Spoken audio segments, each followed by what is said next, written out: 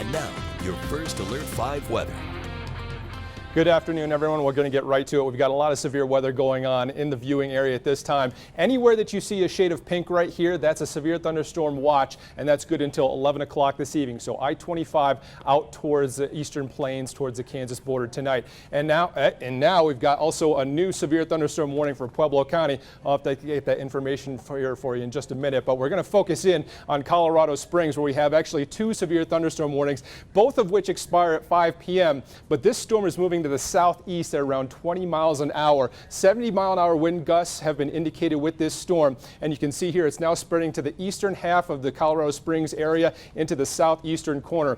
This is our hail zone map, and so we've been tracking the potential for hail in the clouds, and what you can see here is the hail core itself is now out towards Cimarron Hills on the eastern side of Colorado Springs, and this is again moving to the southeast at around 20 miles an hour. Both of these warnings are good until 5 o'clock this evening. Where you see the area in red here, this is a flash flood warning, and that's in effect until 7:30 this evening. So this is a very strong storm. It's been dumping torrential amounts of rain in the area, some places 2 inches and greater just over the last hour and a half or so. But as you can see, the hail core itself is now moving directly over top of the downtown Colorado Springs area as it moves to the southeastern corner of the viewing area. Here are both of those thunderstorm cells, both of which have severe thunderstorm warnings attached to them until 5 o'clock this evening.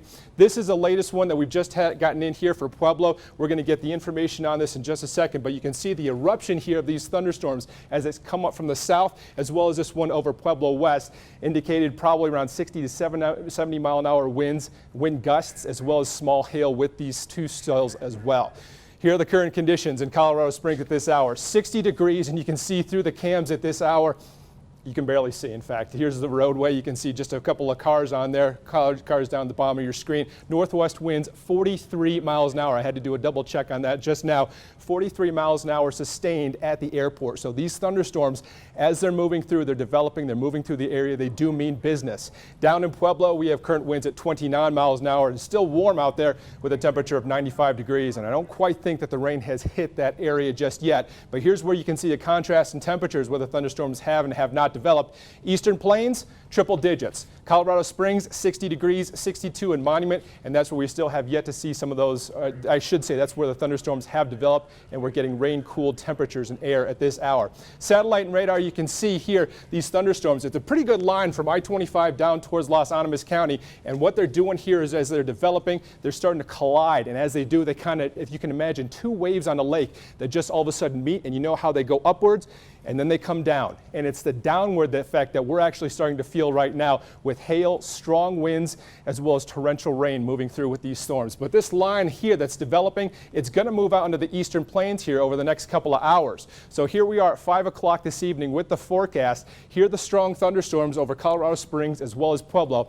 Over the next 2 hours, we're eventually going to see this line start to move out into the eastern plains, eastern El Paso County, eastern Pueblo County, and even towards central Los Animas County down here, as the line extends itself down to the New Mexico border. Stronger thunderstorms again developing by 9 o'clock as they start to move a bit more isolated in nature out towards the plains, but I think we will have a pretty good line of thunderstorms as they move out towards Kit Carson and Eads as we head towards 11 o'clock and during the overnight period.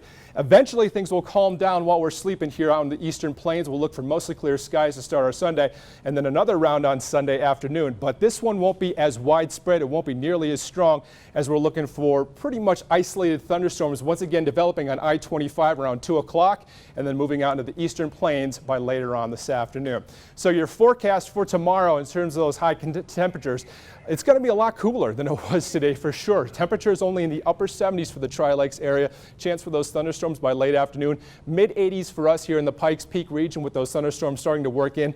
Isolated in nature, and then down in Pueblo we're going to look for an afternoon high of around 86 degrees with again just an isolated chance of an afternoon shower or a thunderstorm. So the forecast for the 7 days will look like this. 83 degrees for Colorado Springs for tomorrow afternoon, and then we're going to look for again a slight chance for a thunderstorm not only Sunday, but check out Monday with that temperature of 72 degrees. So this is a cold front that's moving through the area. area, and it is pretty powerful at this point.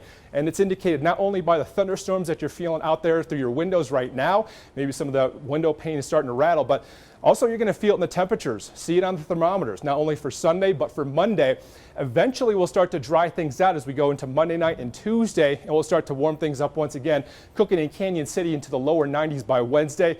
And then the moisture returns for Thursday, Friday, and Saturday on into next weekend. The mountains, though, will still see a chance of thunderstorms each of the next couple of days, and an impact of Tool on the storm strength, as we're looking for some of those storms again for the next couple of days to be as strong to potentially severe as we head into Monday.